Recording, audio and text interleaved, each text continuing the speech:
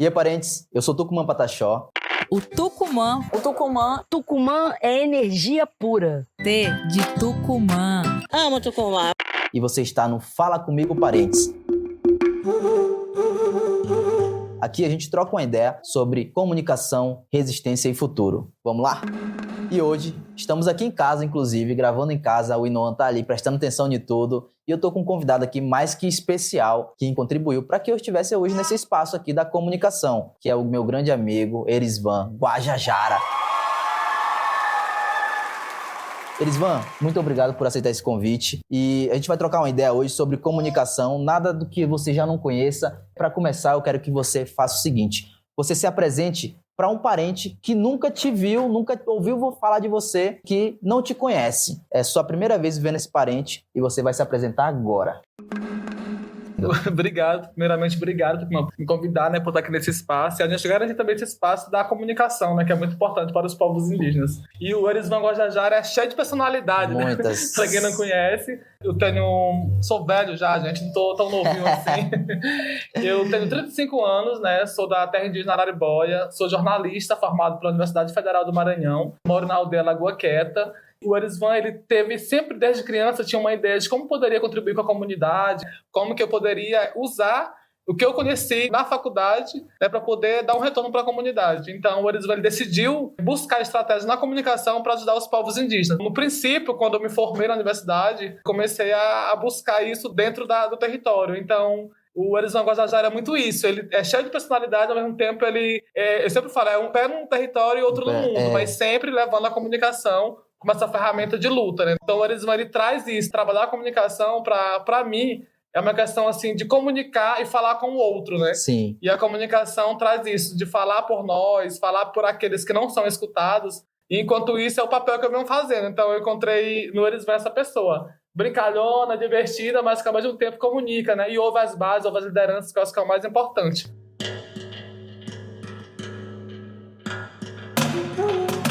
A gente tem, no caso, não sei se uma grande maioria dos indígenas, mas uma grande porcentagem dos indígenas sempre tem dois nomes, né? Que é o nome de registro, que geralmente é o nome não indígena, e tem o nome indígena, que é o nome que possa ser dado depois do nascimento da criança, do menino ou da menina, ou depois de um tempo também a pessoa pode escolher o nome ou pode receber o nome por alguém da sua família.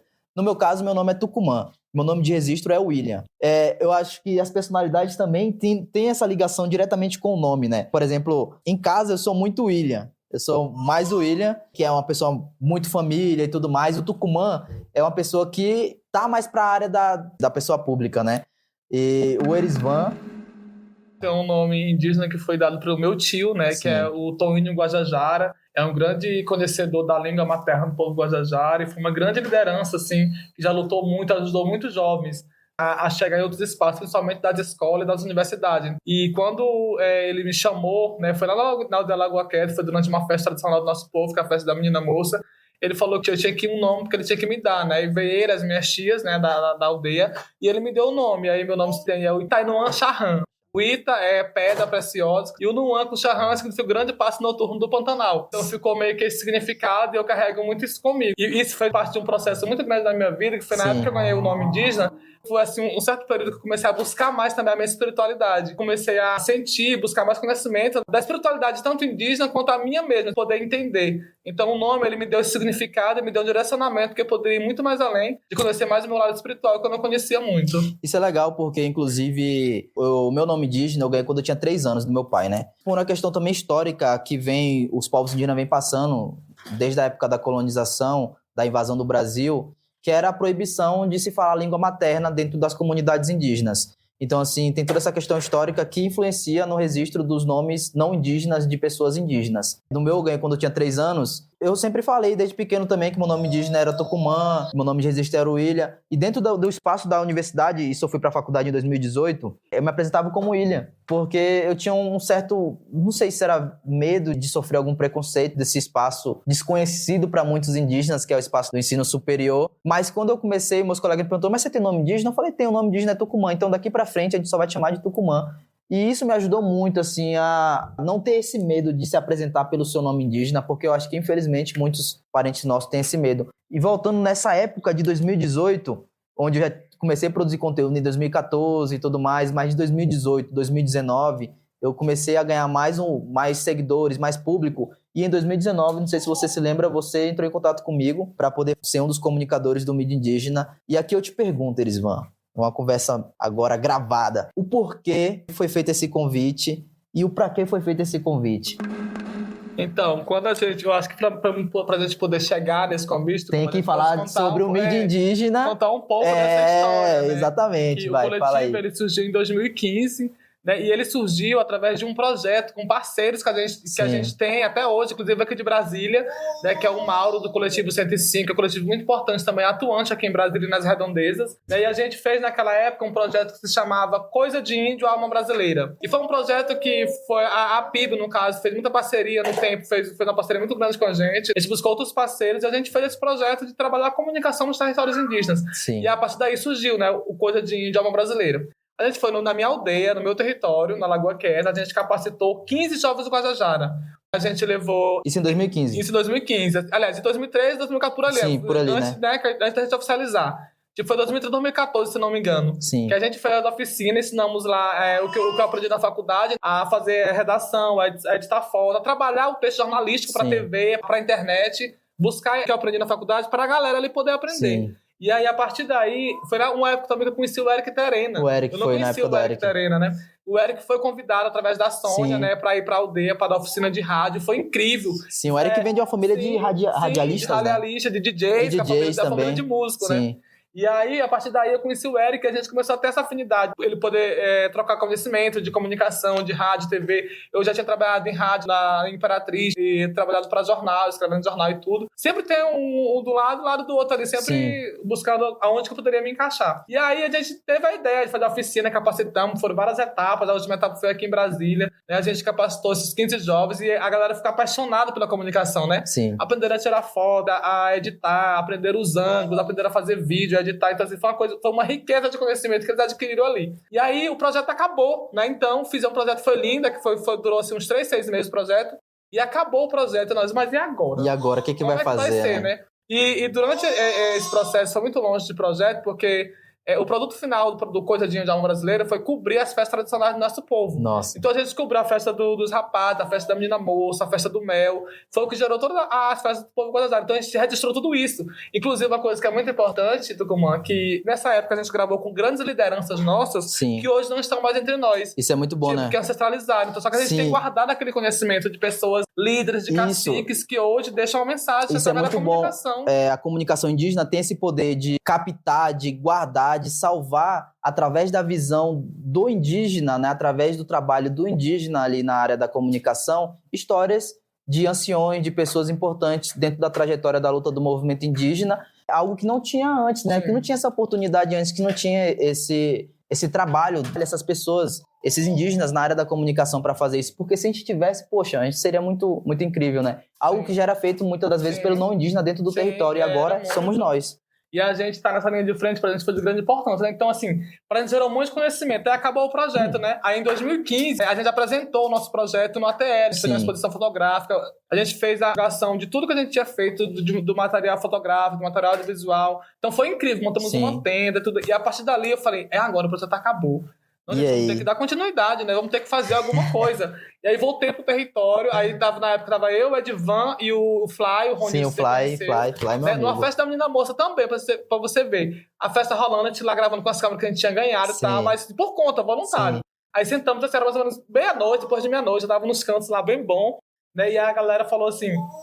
Eu falei para os meninos, gente, agora, o que nós vamos fazer da vida? E na época a gente tinha muito contato com o Mídia Ninja. O Mídia Ninja. E aí o Mídia Ninja, acho que é bom ressaltar, o Mídia Ninja assim, fez parte de todo esse processo. Eu acho que o Mídia Ninja ajudou na comunicação indígena, assim, eu acho que no geral, até na PIB também teve esse apoio do Mídia Ninja. Várias formações, vários encontros, assim, eles foram assim, ideal pra gente ter aprendido muita coisa com eles. E aí, gente, vamos fazer um negócio, vamos fazer alguma coisa nossa, vamos fazer um Mídia... E na época a gente fez, o Mídia Índia.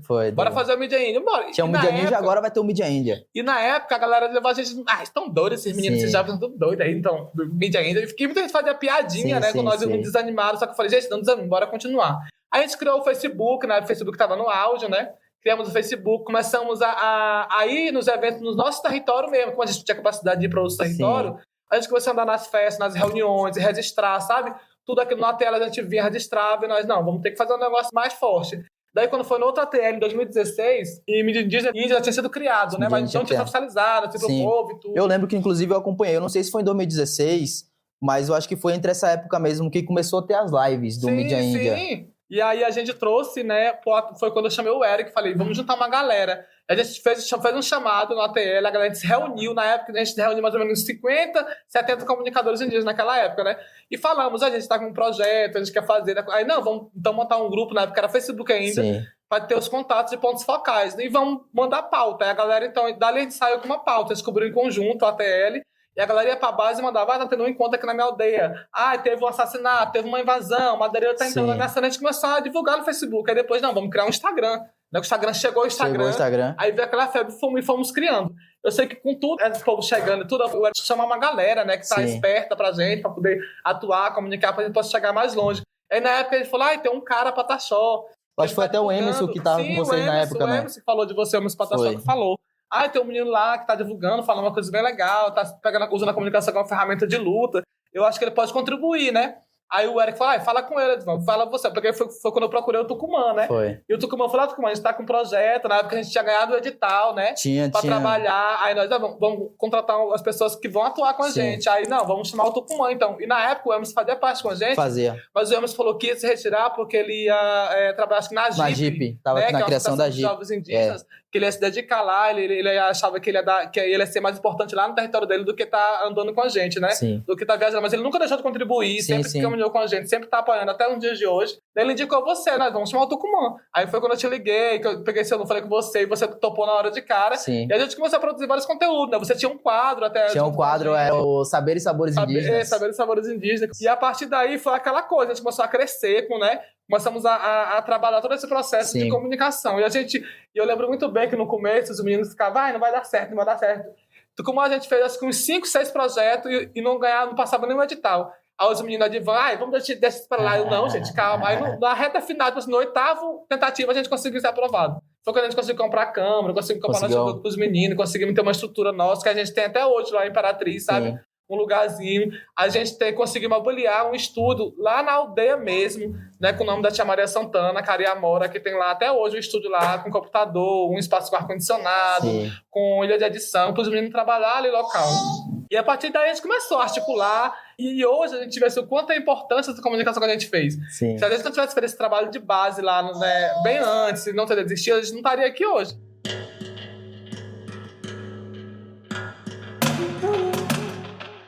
Tem toda essa mudança também que eu acho que é importante a gente falar, porque as pessoas ainda ficam se perguntando, né? Mas por que não falar índio? Por que falar indígena? Isso, inclusive, foi uma construção que a gente mesmo passou por essa construção, né? Que durante esse trajeto, não sei, talvez de 2015 a 2020, para mim, no meu pessoal, foi um momento de grande aprendizado também, onde a gente usava alguns termos e que hoje a gente sabe que é errado, mas isso foi toda uma construção que, inclusive, vem acontecendo também ainda, sabe? Então, se você fala índio e não sabia que falar índio era errado, na nossa época também a gente não sabia que falar índio era errado, né? Porque até então, dentro das nossas comunidades ainda é usado, mas por quê? É uma questão entre a gente, mas se chega outra pessoa, um não indígena, e vem chamar a gente de índio, a gente já fala, calma aí.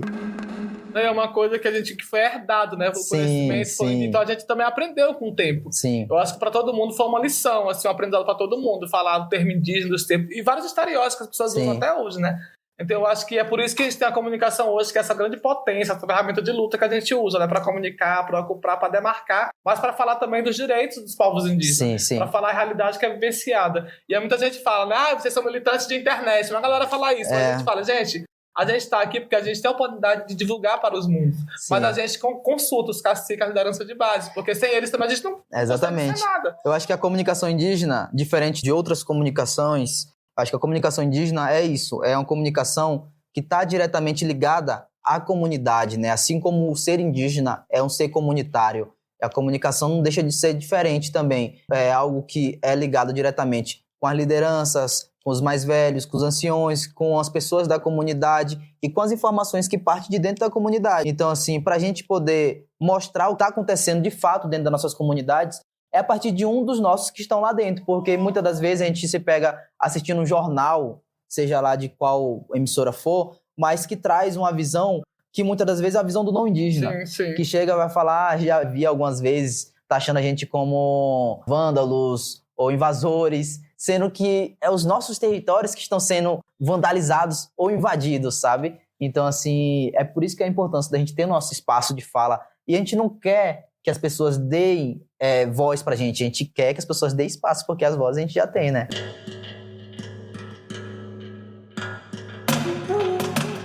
Não, pô, e comunicar isso.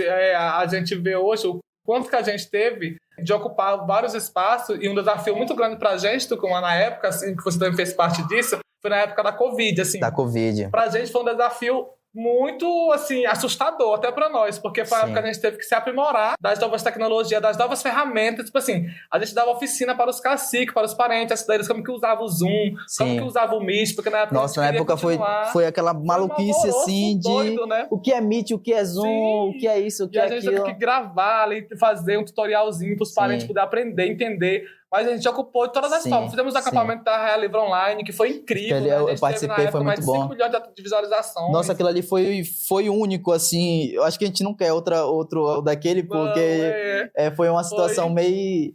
uma situação que a gente teve perdas também no mundo todo, né? Mas, assim, pra gente, pro movimento, eu acho que foi algo muito importante, porque a gente aprendeu a usar e ensinou a alguns dos nossos usar plataformas que a gente não conhecia. Sim, sim. E a gente também pode aprender, né? Sim, sim. E eu acho que a gente levou também como missão pra gente fazer. A gente teve que produzir podcast em algumas línguas maternas, por exemplo. Sim. O Eric foi primordial nessa época, ele ter gravado.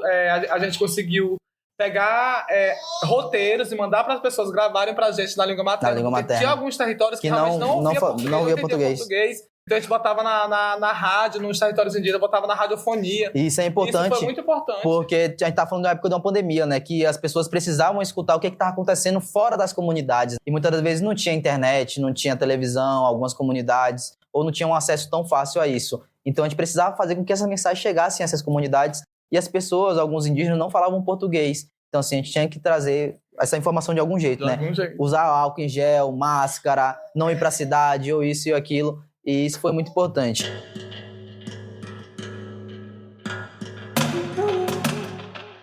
Vamos trazer agora para o mais atual possível, assim, COP30. A gente está falando de uma COP que vai acontecer aqui no Brasil. O que o mídia indígena está preparando para a COP30? Posso deixar de falar da COP30 antes de falar dos alcances, dos avanços que nós tivemos enquanto coletivo, né?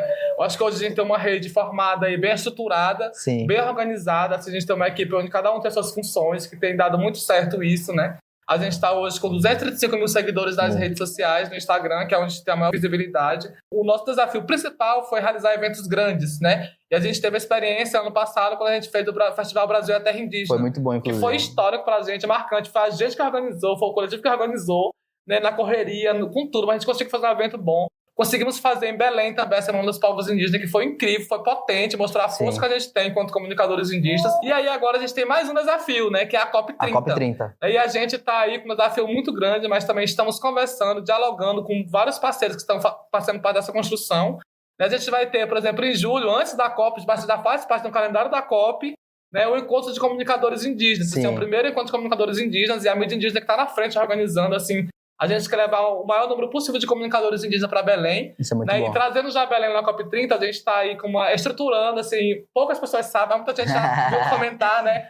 A gente vai ter na COP30 como a Casa Maracá. A Casa Maracá. Eu não tinha escutado ainda. Que é uma casa da mídia indígena, mas é uma casa que vai ser realizada várias formações, vários encontros, debates, festas, encontros, né, para a gente poder discutir junto a comunicação. E não só a comunicação indígena, a gente tem que trazer comunicação de outros coletivos também, de ribeirinhas, sabe? Comunicação de quilombola, comunicação do povo negro, buscar essa galera que usa a comunicação como ferramenta de luta lá em Belém para se fortalecer junto com a gente durante a COP. Sim. E aí a Casa Maracá é uma casa que a gente está quase fechando a casa, já quase tudo certo, alguns parceiros que estão nos contribuindo para que isso aconteça, né? Vai ser um espaço que vai ter ilha de edição, vai ter redação, vai ter estudo para fotografia, estudo para entrevista, e a gente vai para lá, quer abrir ela, Tucumã, já esse ano, agora, em março já, quer realizar encontros, conversas, rodas de conversa, convidados.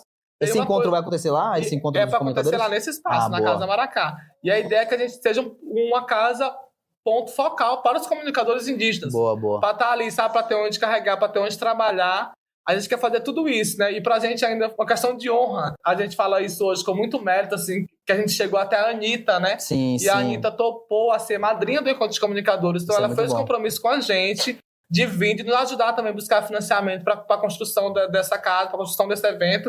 E também estar presente no evento. Então, esse foi um compromisso que ela fez. Ela publicou, inclusive, nas redes sociais dela isso, né? Que ela se comprometeu em vir participar. Então, pra gente, tipo assim, é muito gratificante. Porque o povo fala assim, você quer tirar foto com o artista, vocês estão... E não é isso, sabe? Não é Porque, isso. Tucumã, a gente, quando a gente chega nesses artistas, a gente consegue furar outras bolhas. A gente consegue alcançar outro público, né? Outro público a gente não tem acesso. Sim. Então, assim, a imagem que a gente quer passar chega a outro público, a uma outra galera que talvez não tenha conhecimento ainda. Sim. E tem muita galera realmente que não conhece os povos indígenas, sabe? Que não conhece a realidade.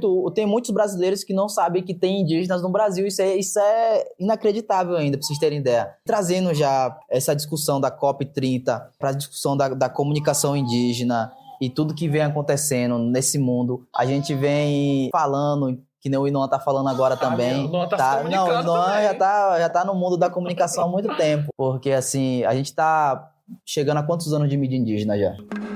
A gente tá há 10 anos. 10 anos de mídia indígena. 10 anos já de construção para chegar hoje em dia e ter uma casa para comunicadores a nível nacional, isso indígenas e não indígenas também, toda uma construção, todo um trabalho, toda uma dificuldade que a gente vem passando. Então, assim, hoje em dia também agora com a nossa Rádio dos Povos Indígenas também, tendo indígena e quilombola, a PIB e CONAC. Então, isso tudo é uma construção que vem acontecendo. Me traz aí, Erisvan, um dos momentos mais marcantes na comunicação indígena, do mídia indígena, do seu pessoal também, para você. Fala assim, Tucumã, essa lembrança aqui, durante todo esse trajeto, foi algo que me marcou, assim, e que eu vejo, me dá esperança ainda mais para a comunicação indígena. Bem importante essa pergunta, porque é uma coisa assim que pra mim veio até um susto, sabe? Foi quando a gente ganhou o Prêmio de Direitos Humanos da Alemanha. Nossa. Pelo reconhecimento do trabalho que a gente fez durante a Covid. A gente perdeu muito dos nossos e tudo. Sim. A gente tentou inovar, a gente fez card em línguas maternas, fizemos áudio em línguas maternas, né? Podcast em língua materna, vídeos em língua materna. A gente buscou agregar todos os povos possíveis. Então, assim, quando passou, e não era só a gente, tinha vários outros comunicadores também, comunicação popular, que faz vários outros projetos, assim. E a gente ter ganhado esse reconhecimento, pra mim, é uma coisa que me marca até hoje, assim, que eu nunca na vida imaginei que nós pudéssemos ganhar. A gente trabalhou mesmo, todo mundo ali fazendo do seu jeitinho. Então, ganhar esse reconhecimento a nível internacional, nossa, foi uma coisa que eu... Como assim? Quando eu recebi esse e-mail, eu falei, não, gente, calma, eu mandei pros meninos. Não, como assim? Eu falei, velho, a gente ganhou uma premiação internacional. reconhecimento internacional, assim, sabe? Da Embaixada da Alemanha, assim. Pra gente foi muito gratificante, assim, porque é um reconhecimento que a gente fala, tá vendo? Tá valendo a pena, né? Vale a pena. Vale a pena e tá tendo visibilidade, né? Tá chegando em outras pessoas. E outras pessoas. E os meninos falam muito isso pra mim na época. Eles falam, se não fosse tu, a gente tinha desistido, assim. Você sempre incentivou a gente. Tipo assim, e hoje, pô, a gente tem pessoas que estão aí, sabe, em grandes... A gente tem, por exemplo, o Edivan, que tem um filme na Netflix. Que tem um filme na Netflix. Hoje, sabe, assim. É mostrar de onde começou os pontos. Sim. Você também, que já fez na Globoplay. Que ocupou vários outros espaços. É mostrar como que a gente começou e a que nível a gente chegou. A gente tem um Eric aí, tem um Eric que também tá alcançando vários outros espaços, tanto internacional como no Brasil. Mas mostrar, tipo assim, isso não foi feito sozinho. A gente fez isso na coletividade. E não foi feito do nada, né? Tipo, as pessoas falam, não, apareceu do nada. Não foi do nada, né? Toda uma construção. Tem toda uma trajetória para que as pessoas pudessem chegar aqui, né? Então é importante tanto que a comunicação, ela incentiva os parentes. E uma coisa que é bem interessante também, que eu vejo muito andando hoje, né? Hoje a gente está pautando também a pauta LGBT indígena dentro da comunicação, que está dando muita visibilidade. Eu vejo que tem muitos parentes, por exemplo, tu vê que nossos parentes, a maioria são tímidos. Sim, são muito tímidos. Medo do povo. Isso é do povo também, né? Tipo, vai do povo também, né? Hoje a comunicação para eles é uma escola, porque eles se abrem, eles se identificam. Hoje a gente tem muitas influências indígenas aí, que depois em público não falam nada. Sim. Mas ele, a câmera ali, a pessoa que tem o maior número de seguidores ali, ele consegue desabafar, sabe? Eu acho isso muito massa, porque ajuda muitos parentes, sabe? Nesse sentido. Sim. De mostrar a dança, de mostrar... E é isso que a gente tem que mostrar, né? Tipo assim, mostrar que a comunicação indígena, a câmera, o celular é uma ferramenta de luta pra gente, né? E tipo, que você não tem que se intimidar com ela, você não tem que se intimidar. Pelo contrário, você tem que se soltar o quanto mais natural possível. Mas a gente sabe que é uma dificuldade também. Tipo, é algo que não é fácil, né? Tu fala, vou pegar uma câmera, vou gravar. Até hoje, às vezes, eu me pego em momentos assim que eu falo, não vou conseguir. Tipo, sei lá, às vezes você tá tão sobrecarregado de muitas coisas. Ou às vezes você tem medo de errar. Mas errar faz parte, parentes. Errar faz parte. Se a gente for pegar os primeiros vídeos do Erisvan, lá de 2016, 2017, se for pegar aquele na rede, caiu na rede. E se for comparar com os vídeos de hoje em dia... de mídia, deixava bem claro, porque eles me zoavam nos bastidores. Cada um tinha um programa do Erisvan e caiu na rede. Sim. Então, assim, se a gente for pegar meus primeiros trabalhos também, os primeiros vídeos. Então, tudo muda. Então, eu acho que isso faz parte do nosso aprendizado, faz parte também da nossa trajetória, isso que é importante. Então, eles vão, para a gente poder já ir caminhando para o final, Sim, sim. o que você deixa de recado, assim, para novos comunicadores indígenas, para comunicadores no geral, indígenas, não indígenas, quilombolas, ribeirinhos, beiradeiros, o que você gostaria de deixar de recado para eles? Eu vou usar o povo da ocupação na SEDUC para deixar essa mensagem, boa. porque assim, eu consegui acompanhar assim, bem de perto, mas de forma online, a ocupação na SEDUC, sabe assim, eu acho que a ocupação na SEDUC ela mostrou a potência que a comunicação popular tem, a força que a comunicação popular tem. De parabenizar os meninos que estavam lá na frente, tipo o Christian, o Taigo, o Jander, que eu conheci também recentemente. Pessoas incríveis que fizeram um trabalho, assim, histórico, eu acho, Sim, sabe? muito histórico. Eu escrevi de ocupar uma página assim, na história, né? E eu uso eles como exemplos, porque assim, eles falaram, alguns me falaram, você me inspira. Eu falei, eles que me inspiram. Sim. Bem, porque eu vi o quanto eles se dedicaram mesmo, muito, assim. Muito. Sabe, em cobrir, em editar, em fazer, e não só ele, mas os comunicadores não indígenas também que estavam lá, ajudando, dando a força. Então é isso, acho que a comunicação, quanto mais a gente se une, mais a gente forte consegue fica, né? Ficar mais forte e chegar em outros locais, né? Sim. E dizer para os parentes que vocês possam continuar ocupando as redes, demarcando as telas. Comunicar é isso, tipo assim, não é só você tirar, fotografar não. É você registrar momentos que vão servir para exemplo para muitos no futuro, né? Eu acho que a futura geração que tá vendo aí vai ter comunicação ainda com várias coisas que vão surgir, né? Com essa mais oportunidades também. E que nunca deixe de comunicar, nunca deixe de fotografar. Tem tempos difíceis, a gente também passou por tempos difíceis, né? Mas nunca deixe essa esperança, tipo assim, morrer. Porque você comunicando, você está comunicando o futuro do planeta também. Comunicando a comunicação para as futuras gerações, né, para o público que vem pela frente. Mas dizer que a comunicação é essa ferramenta. Dizer que nós estamos aqui e nós continuaremos aqui, somando e comunicando em defesa do clima, em defesa da Amazônia, em defesa de todos os biomas aí. Para dizer que a comunicação é essa revolução, né, feita por comunicadores populares, por os indígenas, por ribeirinhos, por quilombola, por todos aqueles que acreditam na comunicação que não se vende. Né, a comunicação que sai do chão do território para o mundo. Isso aí, Erisvan. Muito obrigado. E é exatamente isso, né? Eu acho que um grande exemplo, a SEDUC serviu como um grande exemplo de resistência também, de acreditar no seu objetivo, no objetivo da luta. Uma luta solo, não, é uma luta comunitária, a luta para todos. E que foi muito bonito de acompanhar a comunicação, porque era conteúdo a todo momento. Assim, aconteceu isso, na mesma hora a gente sabia que estava nos perfis, então a gente conseguia acompanhar. Todos os meninos estão de parabéns aí por essa comunicação. E Erisvan, muito obrigado, primeiramente, aqui deixo uma palavra de amigo, assim, por tudo que foi feito durante esse período, né? Eu ainda me apresento como comunicador do mídia indígena, porque eu acho que eu nunca vou deixar de ser. Não, você sempre vai ser. Agora esteja na frente, você vai dar com a gente. Não, eu tô com vocês hoje e sempre, vocês sabem disso. Eu acho que muito obrigado como amigo mesmo de coração por essas oportunidades, porque a gente fez viagem juntos, já gravamos juntos, já brigamos juntos, já cuidei deles.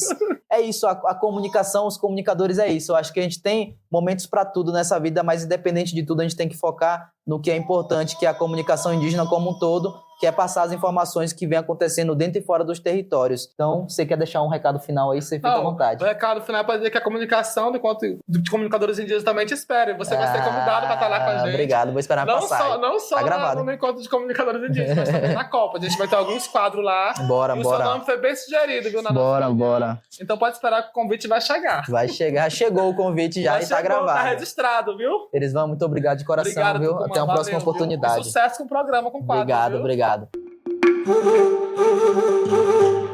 Pessoal, esse daqui é mais um Fala Comigo Parentes, da Rádio Nacional dos Povos. E se você gostou, olha, quer falar comigo, quer contar o que está acontecendo dentro e fora dos territórios, entre em contato e até o próximo Fala Comigo Parentes. Valeu!